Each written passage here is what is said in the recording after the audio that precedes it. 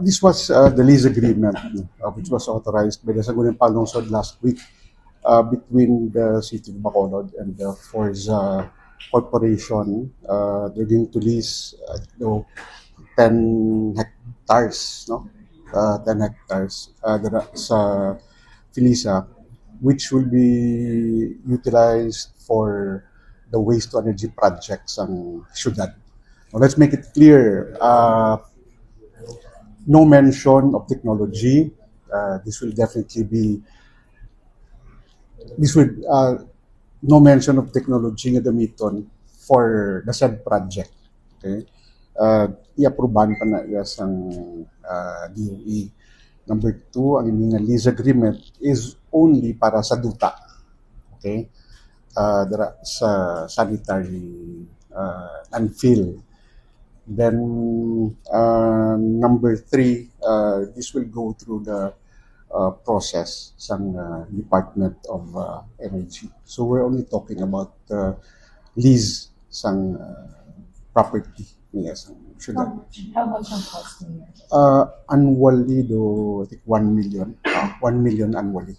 So kung lang taon mo dira base din pati gay nag-bidding ni siya, So there was a bidding conducted by BAC and then open for the public, to those who are interested nga mag-lease a property, but solely lagi dia for waste to energy, meaning that cannot be used for other purposes except waste to energy, and they're given an X number of period na dapat makapatindog sang or makasugod sang development sang waste to energy, meaning kabahin siya sang pangkabilugan na ginaduso sang syudad since day one nga masulod ang syudad sa Bacolod sa waste to energy project, which was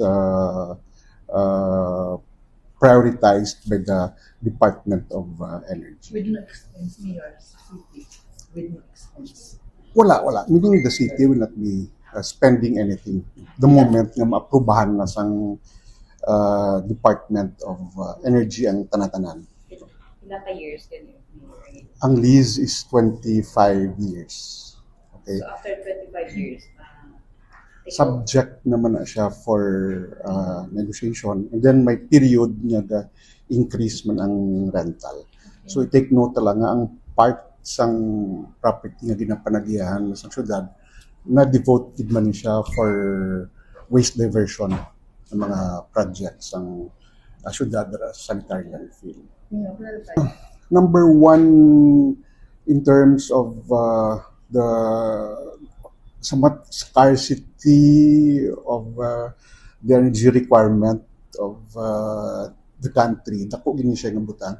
Okay, if you will look at it for so many years, ang basura ra man why man sang energy nga gina-produce, no? But this time it will be converted into something useful, which is energy.